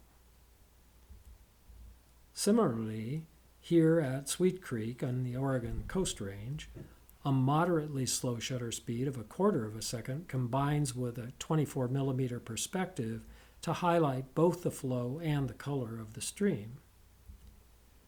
Whereas the faster flowing current of the Deschutes River needed a little bit faster 1/8 of a second exposure to maintain detail in the smooth water of the tongue and motion in the rapids below. Colorful water reflections from the surrounding environment are best captured when the water is in shadow and the land is still in light, as seen here at Big Eddy on the Deschutes River in Central Oregon. Shutter speed is still important in such situations, as you're always seeking a balance of showing motion and having the clearest reflection possible. In this case, 1/5 of a second worked well to achieve that goal. This shot from a similar spot, but with the water flowing across the frame instead of away from it, as in the previous image, required a bit faster shutter speed for that reason, in this case 1/8 of a second, as did this similar cross-frame shot at a 1/6 of a second. Such reflections add a great deal of interest to the water and make it possible to create a wide range of imagery from a single vantage point, moving from a frozen-in-time reality look, such as this 125th of a second, to a more impressionistic look, such as this 1/2 a second. This is on the Payette River in Idaho. Moving from rivers and streams to the ocean, the ebb and flow of the surf also provides some fun creative opportunities by using slower shutter speeds, as seen with this 1/2 second exposure of the surf going in and out, or this longer 1.5 second shutter speed to accent the flow of the waves around this mussel-encrusted boulder at Face Rock Wayside on the Oregon coast. Or shooting down on the surf at Secret Beach using a 1-second exposure. And shooting directly into the surf at sunset on Papahaku Beach in Molokai, Hawaii. Then shooting beyond sunset into the blue hour at Harris Beach State Park, taking advantage of the low light to use a long exposure of 30 seconds or more to turn the surf into a soft blue fog. And then finally back to Proxy Falls, where we began, using a 1/4 second exposure to soften the flow and visually increase the impression of more water than appears to the eyes, or would be seen with a shorter shutter speed. This was equally effective here at Calf Creek in the Escalante region of Utah, when the autumn water level was not much more than a trickle, and the longer exposure exaggerated its volume. Lastly, longer exposures with water are especially effective when combined with solid foreground objects, such as these boulders in Canada's Moraine Creek, to emphasize the apparent motion of the water. Taking things to a different level altogether, I'd like to briefly address aerial work, as it can add a great deal of interest and depth to any shoot. But more than that, and most of all, it's really fun, which I hope you can see by this shot of me flying my powered paraglider along Wychus Creek in Central Oregon. My one recurring dream when I was a kid was that I could fly. Probably a lot of you have had that dream. To do so, I would steadily flap my arms like wings, and slowly I would lift off the ground until I was twice as high as the telephone poles, and that was always my yardstick of measurement. And then I would hold them straight out and soar like an eagle above the earth. And when I took up paragliding at the age of 68, my dream became a reality. It was awesome. My goal was to use it as a photography platform to achieve new perspectives on the world. One of the perks of working for National Geographic is the requirement to do at least one aerial shoot during an assignment. So, while working on a story about the German Alpine Highway and its famous castles built by King Ludwig II, I hired a helicopter out of Garmisch and flew for hours over the Bavarian countryside, hanging out of an open door with two 6x7 Pentax cameras crisscrossing my neck and exhaust fumes filling my lungs as we circled various subjects. Needless to say, I was as green as the fields across St. Colomon's Church when it was over, but the unique images I got there were worth the discomfort. My main target that day was Neuschwanstein Castle, seen here from a mountainside across the way that I'd free climbed up the day before with my camera bag and tripod strapped on my back. Here you can see that vantage point in the back of the castle, and needless to say, it was a tough climb. When at last I reached the top and started shooting, I heard what sounded like an echo of my camera's notorious ka-thunk shutter, and I quickly realized that I wasn't alone. And sure enough, a few moments later, a very surprised German photographer appeared and exclaimed, "Where did you come from?" And seeing the wall that I'd scaled, he was both shocked and amused, and after we shot together for a while, he then led me down the mountain by a well-worn but somewhat hidden path.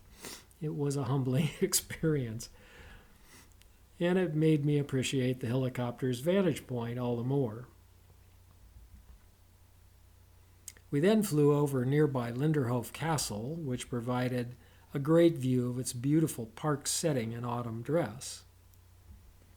Another special benefit of aerial work is being able to photograph the shadow play on the land that occurs at both sunrise and sunset, as seen here in Monument Valley,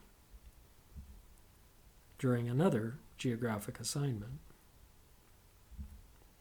On that trip, I met the first group of balloonists to fly in the valley, and they then invited me to fly with them.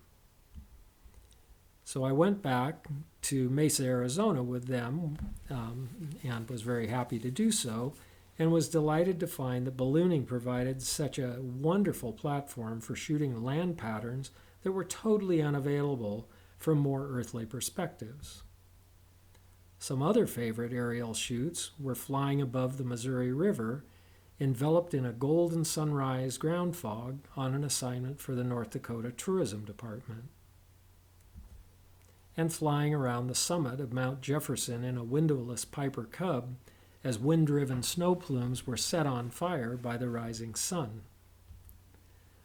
But for all that, I still longed to see the world more like that soaring bird from my childhood dreams.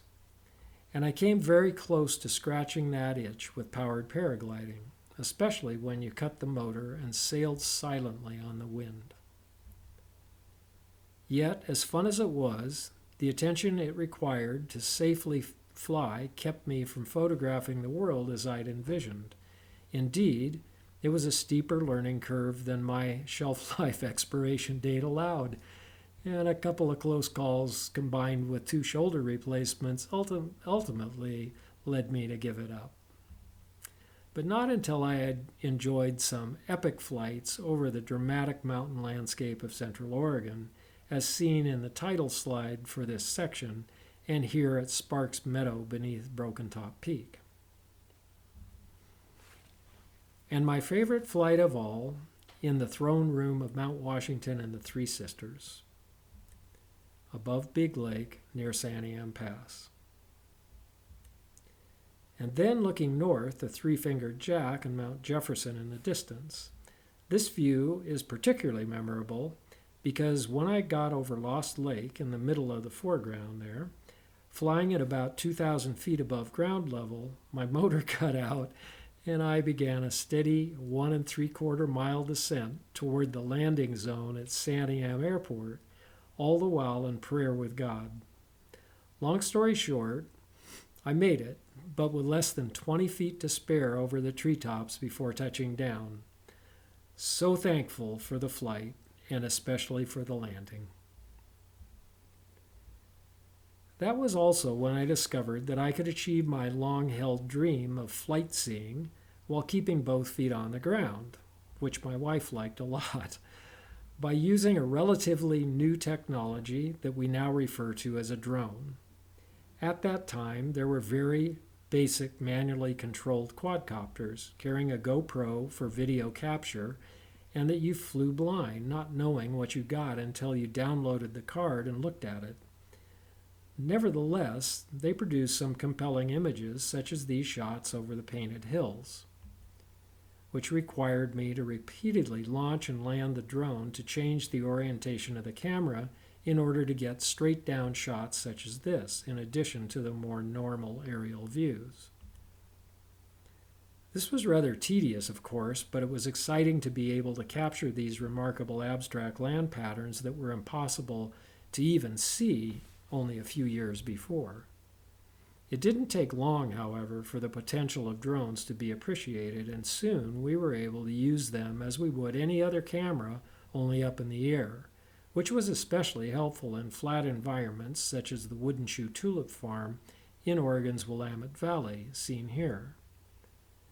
New tech soon made for easier and more accurate composition, which helped get shots like this over the Sokol-Blosser vineyards in the Dundee Hills of Oregon, and the quality of published images seemed to increase almost daily as more and more photographers joined the drone parade.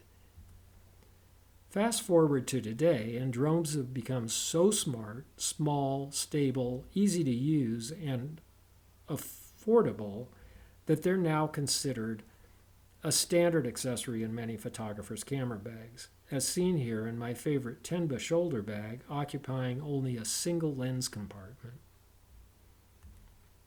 So the point is, drones have broadened our visual horizons by providing access to a hitherto unreachable point of view, and thus changed the world of photography as we've known it. Because this new dimension is now available, the odds are good that one day you will own a drone and take advantage of that perspective. If so, you'll quickly find that this viewpoint is far bigger than you thought. For every high shot you take, like this over the Deschutes River near Dillon Falls, you'll shoot many more closer to the ground from places you could never get before. For example, this image of Dillon Falls, taken shortly after the previous high-angle shot over the river, was one that I had long envisioned in my mind, but knew I could never get to until now. Not only was it impossible positionally, but technically as well, because it required a wide-angle stitch to include all the elements that I wanted in the final image. But my DJI Mavic 2 Pro drone was up for the challenge, and so incredibly smart and solid in flight that it was able to automatically shoot a multiple frame vertical stitch using a slow enough shutter speed to give motion to the water and a steady enough hand to keep the land still and sharp at the same time. The intelligence of this technology is truly just crazy. Having such seemingly endless perspectives to choose from presents a steep learning curve, however, requiring you to slow down and intentionally look again, just as we did earlier in this presentation doing the photo hokey pokey. For there are many other options than the default 400-foot ceiling that you're required to fly at, and every elevation change opens up new compositional possibilities. And many of the most dramatic of those are found lower down, where a closer foreground can be used to add depth to the image, which is usually missing in higher elevation shots looking straight down. Those big establishing shots like this winter view of the Cascades are vital, of course, but it's good to remember that long shot, medium shot, close-up mantra when flying a drone as well as when shooting on the ground in order to add variety to the coverage that you get of any subject, which of course includes looking down as well. Coming back down to earth, there's another area of photography that digital technology has greatly enhanced, which is also very fun and creative, and that's intentional camera movement, or ICM, impressionism. Made by moving your camera during a long exposure, ICM images are not new and were sometimes made with film, but the process is far, far easier with digital capture because of its instant feedback and relatively endless supply of exposures versus a roll of film. One of the most intriguing aspects of ICM is that no two images are the same because they're made with non-repeatable handheld movements. Each shot is truly unique, which is kind of refreshing in today's see it, like it, copy it, social media-driven bucket list world. Indeed, you never know what you're going to get when you trip the shutter, such as with this late afternoon 2-second horizontal movement at the Painted Hills, or this 2-second sunrise exposure with vertical movement at Black Butte. Although there are no rules for this type of image, I do think you get better results by going with the grain of your subject, such as the obvious vertical flow of this ponderosa forest, or these aspen trunks around my irrigation pond. But digital film isn't just cheap, it's free, so experiment to your heart's desire. You'll see right away what works or doesn't because you're chimping after every exposure to see what you got. Trust me, this is not a one-and-done proposition. It's so fun and addictive that it's very easy to exhaust a battery or two in a single environment. Because of the wildly different images your movements can produce of the same subject, as you can see by this shot that was taken at the same time and place of my previous image. But the fun doesn't stop there, as the abstract nature of your results invites you to play with them even more in post-processing, as I did here by rotating the last image and changing its color balance to create the impression of a stream rather than an autumn aspen grove. The possibilities are endless. River scenes, such as this at Big Eddy on the Deschutes, offer great horizontal lines for sideways camera movements and are especially good when the vegetation on their banks is in peak autumn color. Oh, and don't forget to employ this helpful tip with any and all of your ICM shots. Be sure to use a 1 or 2 second shutter delay so that your camera will already be in motion when the exposure actually begins. Your images will be much smoother as a result. Another fun thing to try when using ICM with a river is to pick an imaginary point on the water and pan with the speed and path of its flow during your exposure. This will keep detail in the moving water and blur stationary background elements at the same time, as seen in this 1-second exposure at Wizard Falls on the Metolius River. Surf patterns along the coast are also fun to play with, as are sunrise and sunset skies. And for something different, you might try spinning 360 degrees while looking up into a tree canopy, like this one down at Drake Park in Bend. Then there are subjects like this early summer flower basket that have no apparent directional flow other than perhaps circular. So here, I tried to replicate that line by pretending my camera was a brush painting the scene with small circular strokes. Forests are my favorite ICM playground, however, and especially when they're in autumn dress, as seen in the following examples. This first shot is particularly fun, I think, because of its Rorschach tendency to flip your eyes from seeing light trees to dark trees. Then, with a little different time and motion, you might see this ghost forest at the same location, which is near the aspen grove next to the main road at Black Butte Ranch. The strong vertical character of our Central Oregon ponderosa forests provide particularly good opportunities for ICM images, and I find that large size and deep pattern of their trunks to be compositionally helpful to add depth to the scene by usually featuring one in a prominent foreground position, regardless of the season. That said, however, I did use a slightly different oval motion versus linear vertical motion with this scene near Camp Sherman to create the effect of a blizzard-like storm with chaotic wind-blown snow. Another exceptional Northwest deep forest environment, there are so many to choose from, is Lacamas Park near Camas, Washington, where the huge variety of its vegetation evokes a watercolor feel that's perfect for ICM, while the darkness of its old-growth forest invites extra long exposures like this 8-second effort to create the feeling of a somewhat spooky fairy tale environment. Settings like this that look out from the darkness to the light are especially good ICM candidates, I think, as the natural contrast in the scene gives both depth to the image and accents the shape and line of the trees as well. One final thought about ICM images dealing with equipment. Because of the long exposures required for these images, it's necessary to have at least a 6-stop neutral density filter in your bag. And even with that, you'll often be shooting with small apertures and the lowest possible ISO.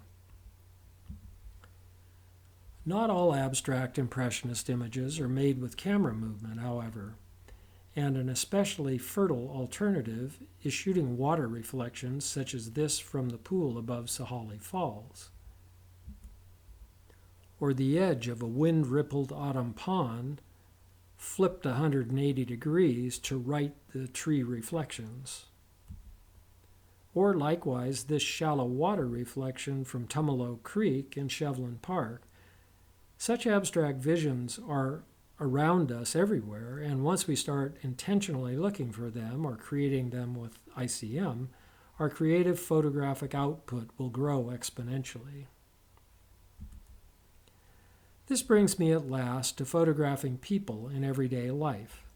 I'll keep this final section short because the techniques used here have all been covered with earlier subjects, but hopefully much repetition will serve as a hammer to drive these practices into our visual muscle memory as we consider how to use them to create powerful documentary images of interactions with other human beings during our travel. Like this grandmother and granddaughter enjoying a loving moment together in the doorway of their home in Puerto Montt, Chile. For most of us, people photography is uncomfortable. We may recognize a great subject, but our self-consciousness causes us to hang back and not get close enough to make the picture that we can clearly see in our mind's eye. And so, if we take a picture at all, it's usually a casual snapshot instead of a compelling photograph. For, as legendary combat photographer Robert Capa said, if your pictures aren't good enough, you're probably not close enough. We instinctively know this, of course, but still have a hard time pushing past our comfort zone. Here, then, are a few tips that help me overcome this barrier to get up close and personal with people.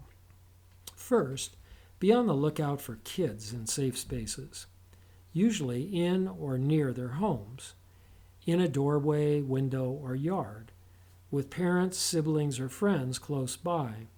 In this safe zone, they're usually at ease and free to be themselves, even a little silly or giggly, and their parents commonly beam with pride when you show an interest in their children, such as in this doorway shot on the back street in Suzhou, China.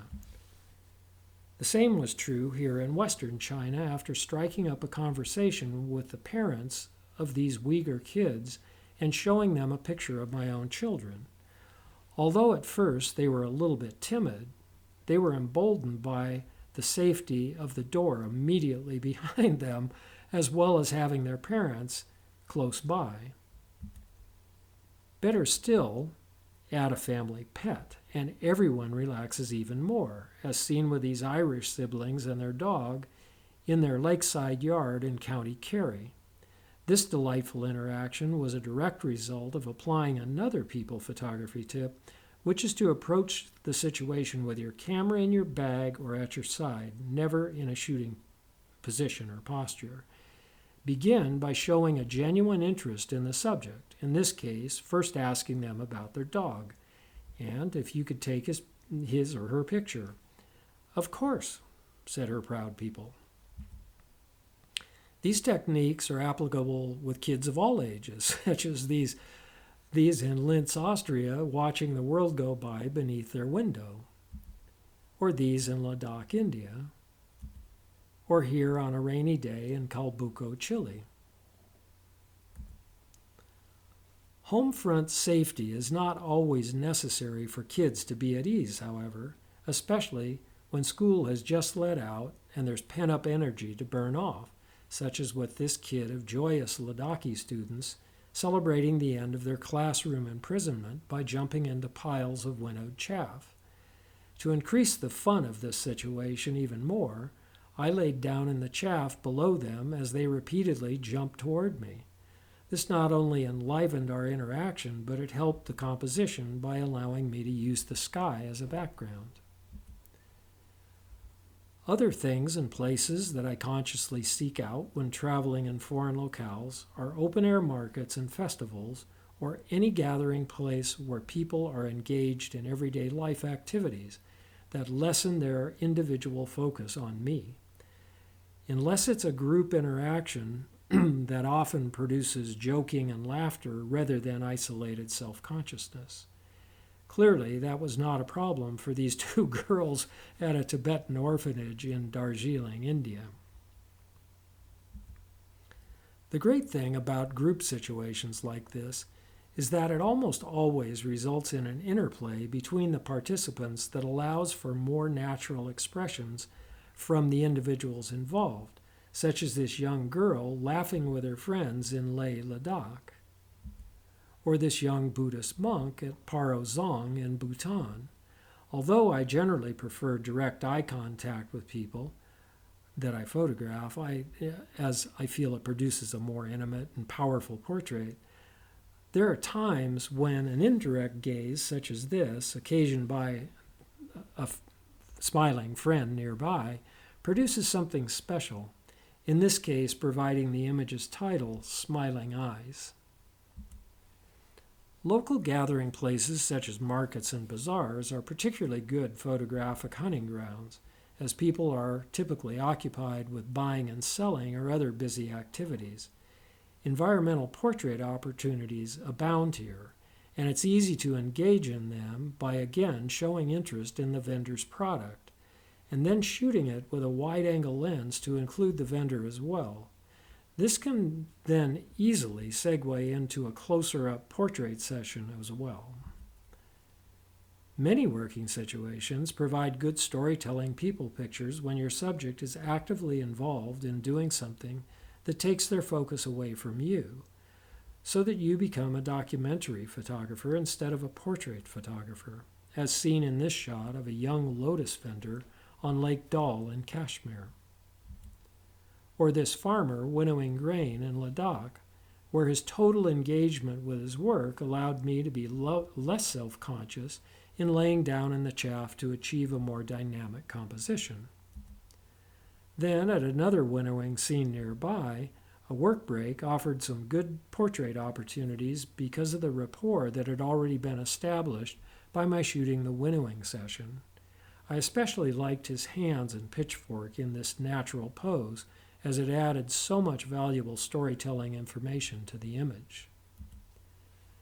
The same is true with this storytelling photo of a Himalayan shepherd carrying a newborn goat in the Kulu Valley of India, where his staff and rope are vital to the success of the image, as are the bowl and flower in this image of a young girl preparing a meal for her family at the Pushkar Camel Fair in Rajasthan. Or the apple in this shot of a young Ladakhi girl tending her family's apple stall near Leh. Or the grass broom being used by this woman to sweep the porch in front of a Jain temple in Jaisalmer. Special occasions, such as weddings or festivals, are another thing to look for when photographing a foreign locale, as this is where you'll often find people dressed in their best and most colorful traditional clothing and happy to have their picture taken, as here in Udaipur, India, or in a remote mountain village in Hunza, Pakistan. A favorite lighting condition that I'm always on the lookout for when photographing people is when your subject is in a shaded area with light bouncing into it from the sunlit ground outside. This creates a lovely soft light that allows the person's face to relax, while the shallow angle of the fill light allows the background to stay dark, as seen here in Jaisalmer, India, and here in Tashqargan, Afghanistan. This slightly different side bounce lighting at a gunmaker's shop on the Kohat Pass in the no man's land between Pakistan and Afghanistan wasn't as effective in darkening the background, but it did give more detail about the environment, which I did like. Another important difference in this shot compared to my normal people encounters is that I was so wrapped up in capturing the picture that I was oblivious to the gunmaker's body language. And apart from some very quick thinking on the part of my Pakistani guide and friend, Mahmoud Ahmad, this might have been the last picture I ever made.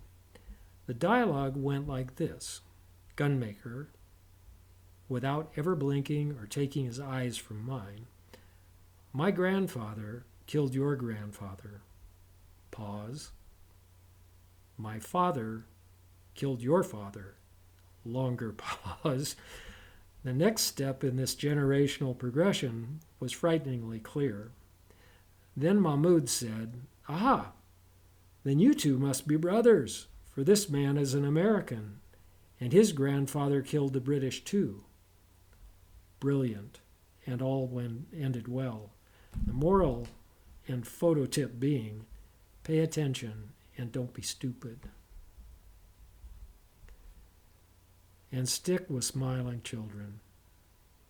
Good night and good light wherever you go.